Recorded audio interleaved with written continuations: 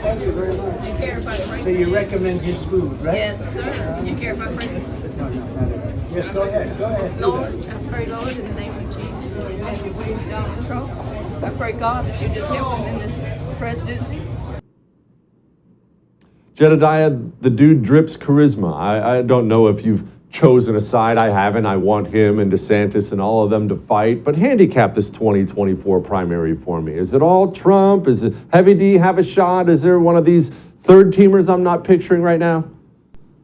There could be more. I mean, I always say, oh, it's going to be these two. And then we look at a stage, it's like 20 of them. So who knows who's hiding behind the scenes? Trump is unique. You know, Trump has the ability to be incredibly charismatic, to get on a stage, to wow crowds. He has that non-politician speak. He's the complete opposite of a Gavin Newsom. He just talks freely, sounds like someone who's really saying what he believes. So that's all in his favor. And I think a Ron DeSantis would have a hard time going against that because Trump is larger than life in many respects.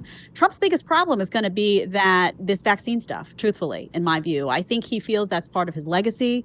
I think he feels that he has to defend it. If Trump really wanted to win, and by the way, remove Ron DeSantis from the equation completely, he would take on the pharmaceutical companies. He would step back and say, we were all lied to.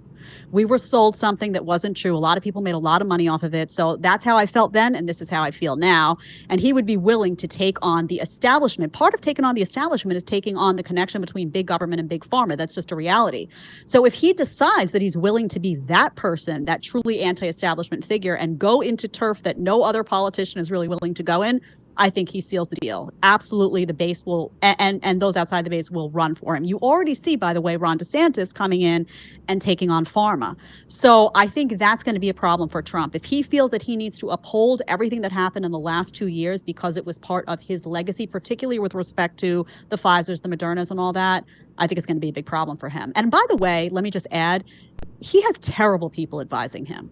I mean, I don't know who Trump listens to, but this is the second round now that I'm like, who is this guy talking to? He's not talking to people that are in touch with the base. He's not talking to people who know what populism is.